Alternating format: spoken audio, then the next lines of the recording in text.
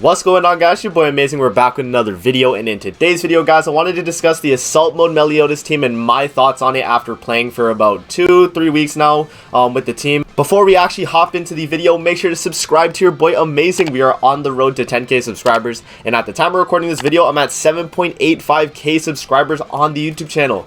Turn on post notifications if you want to stay up to date with anything 7 Deadly Sins Grand Cross related, and with that out of the way, let's hop into the video. Alright, so my thoughts on the Assault Mode Meliodas team after using it for about 2-3 weeks now since his release.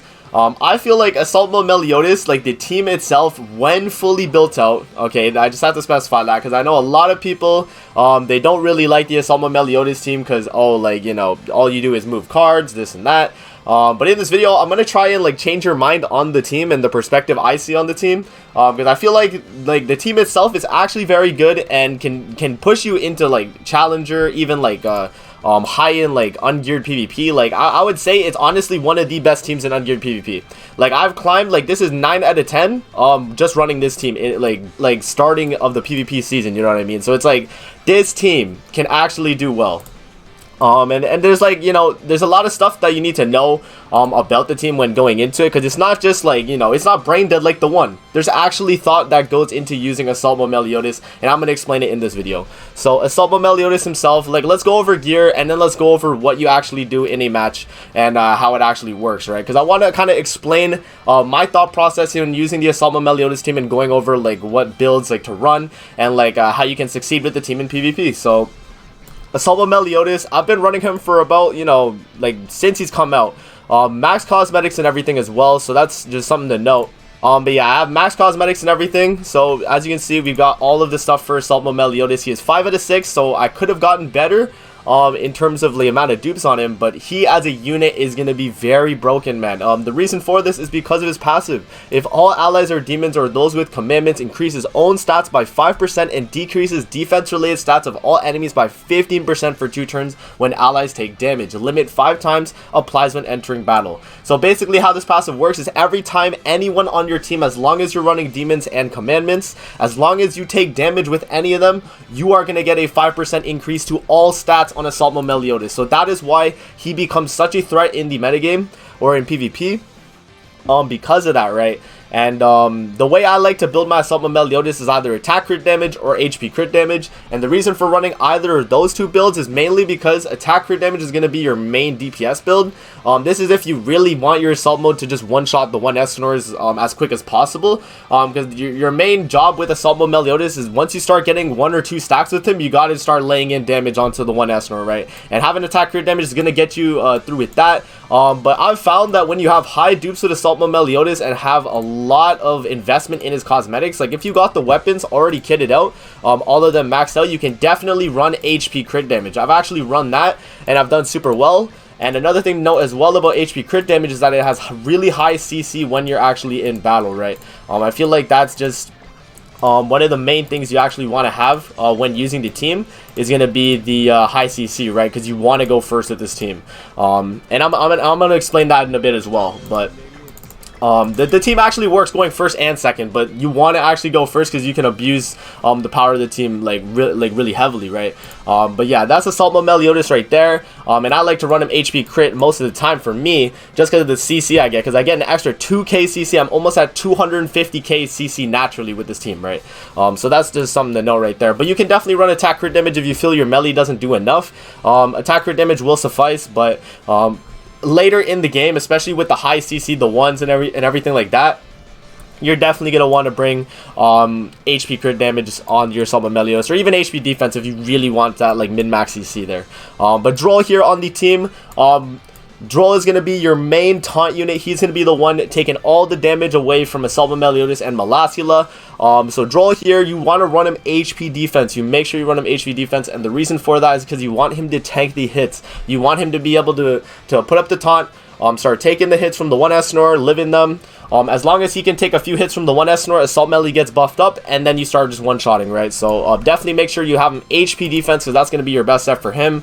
And another thing to note about the team as well is you want to invest. If you are going to be running the Assault Mode Meliodas team and you want to win, you have to invest in the characters, man. You can't go into PvP assuming you're going to win with all your units that aren't even, like, you know, maxed out, whatever, right? I know it's like hard to say that, but like it's just how it is. If you want to compete in the higher like PvP, you're gonna have to build out as much as possible your other units that are trying to help boost Assault Mode Meliodas' viability. So Droll, you want to invest in. You want to invest in his cosmetics as much as you can. Like if you can get dupes, get dupes. If not, then the best you can do is just get his cosmetics done and his gear, right? That's definitely the best you can do. But if you get his cosmetics situated and you got all of them, that's really good. And then you'll also make him HP defense. That's going to be what helps you a lot. And I feel like Melascula here is going to be the key to keeping Assault Mode Meliodas alive on the team, because what she provides in her passive is going to be what's going to keep Assault Mode Meliodas alive, and even Droll at some point. So her passive here revives an ally that dies. The revived ally's HP is fixed at 1 for 3 turns. Limit once, effect is removed when the hero dies, applies when entering battle. So basically what Melascula can provide for the team is a free revive as long as she is not dead. So as long as she is alive and one of your other units die in battle, they're gonna get revived, and you're gonna still they're still gonna be alive at 1 HP, and they cannot take any damage further from that. So a thing that people like to do with Melascula and Droll, right, is you actually like to combo the taunt that Droll can do with Melascula revive. Because if your Droll dies and you put up a taunt with Melascula revive, Droll cannot take any damage. He will stay at 1 HP until Melascula's buff is gone. So I feel like that is super beneficial when actually running a Assault Mode Meliodas team, and having that revive as well also makes it so that Assault Mode Meliodas cannot die turn 1 no matter what. There is no situation when running red Melascula on the team where Assault Mode Meliodas can die turn 1, unless like you're facing like a crazy Escanor, or your melee is just really bad, right? Or your Melascula is really bad to tank. But yeah, like that's what I found out. And the thing is too with Melascula, she has really good stats in terms of tanking. Like it's actually crazy. But she has really high crit defense, decent crit resistance. Like 40% is not anything crazy, but 110 crit defense is very good for a unit like Melascula, right? So she's going to be able to actually tank multiple hits from the 1. I've seen my Melascula take like at the most 3 hits before dying, right? Like she's taken 3 hits before dying with Green Gilther on the opposing team. So as long as you have a Melascula built out, as I explained with Droll as well, you want to have cosmetics for your characters here if you want them to do well on the team. As you can see, I have all the cosmetics for Melascula here, so she's going to be as the highest CC possible with an HP defense at 2 out of 6. She would be higher if I had more dupes, but you know, you can't really help that. The fact that she's never on banners, I never really get to pull her, right? But yeah, that's just Melascula right there. And the unit I like to run in the sub most often for me would probably be Red Zeldris. And the reason for running Red Zeldris in the backline is because he has a sub slot bonus that actually boosts the frontline units here. So he's gonna give increase allies basic stats by 6% for each ally or enemy with a commandment. So basically how that works is that for every ally on your team or enemy commandment, you're actually going to be increasing your allies basic stats by 6% per each commandment on the team or on the enemy team. So you're actually doing a sub-slot boost to this team by about what, 12% for both Melascula and Droll, which is really good, right? So having that bonus in the back, I feel like can make Melascula really tanky. Same with Droll, and Assault Mode Meliodas will be able to survive longer because of it. And another thing too with Red Zeldris is he has really high CC. He is a really good CC unit if you invest. But yeah, as you can see as well, I also invested in his cosmetics here. We definitely had to, because if we're gonna run this team, you want to actually have it all as max as possible, right? 6 out of 6 as well. HP defense, this is the best I can get for it.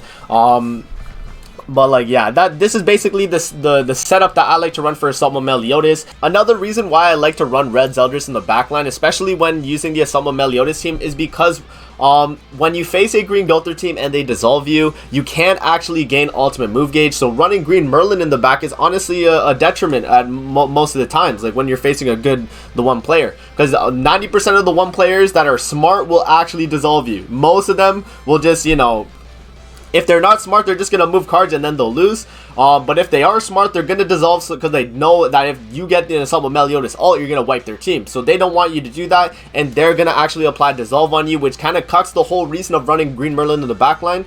And actually boosts the reasons for me of running Red Zeldris in the backline. The main thing I like to do with Assault with Meliodas is always bait out dissolves from the opposing the 1S Nor teams. The thing is, I feel like a lot of the 1 players don't really know how to combat Assault with Meliodas, and the reason for that is because they don't know who to attack. Sometimes, you know, they go in attacking Melascula and nothing happens because I just full heal with Inhale.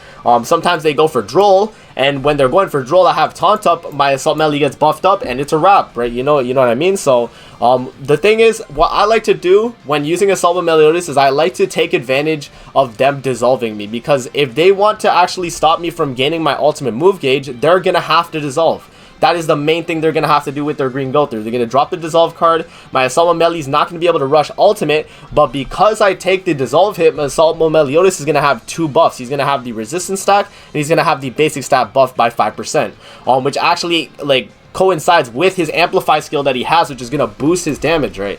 So he's going to have this amplify skill here, which is actually going to do 30% per active buff on self, and because Droll commandment is applying the resistance stack, you can actually do a decent amount of damage to the Assault with Meliodas. I'd say, like, when you're running him, attack crit damage will do a lot with that that scenario I'm putting forth.